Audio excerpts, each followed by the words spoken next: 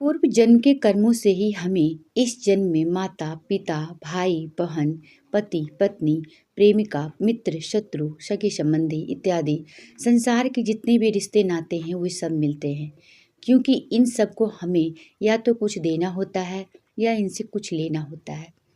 वैसे ही संतान के रूप में हमारा कोई पूर्व जन्म का संबंधी ही आकर जन्म लेता है, जिसे कि शास्त्रों में 4 प्रकार का बताया गया है।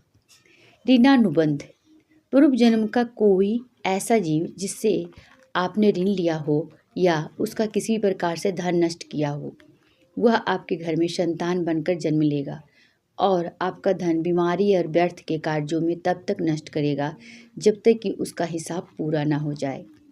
शत्रुपुत्र, पूर्व जन्म का कोई दुश्मन आपसे बदला लेने के लिए आपके घर में संतान बनकर आएगा और बड़ा होने पर माता पिता से मारपीट झगड़ा या उन्हें सारी जिंदगी किसी भी प्रकार से सताता ही रहेगा।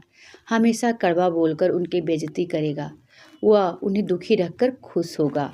उदासीन पुत्र, इस प्रकार की संतान ना तो माता पिता की सेवा करती है और ना ही कोई सुख देती है और उनको उनके हाल पर मरने के लिए छोड़ देती है।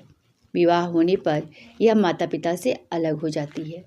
सेवक पुत्र, पूर्व जन्म में यदि आपने किसी की खूब सेवा की है तो वह अपनी ही सेवा का ऋण उतारने के लिए आपकी सेवा करने के लिए पुत्र बनकर आता है। जो बोया है वही तो काटोगे। अपने माँ बाप की सेवा की है तो ही आपकी औलाद बुढ़ापे में आपकी सेवा करेगी, वरना कोई पानी पिलाने वाला भी पास में ना होगा। आप यह न समझे कि ये सब बातें केवल मनुष्य पर ही लागू होती है।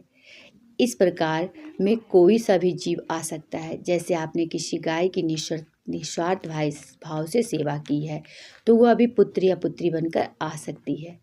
यदि आपने गाय को स्वार्थवश पालकर उससे दूध देना बंद करने के पश्चात उसे घर से निकाल दिया हो तो वह ऋणानुबंध पुत्र या पुत्री बनकर जन्म लेगी।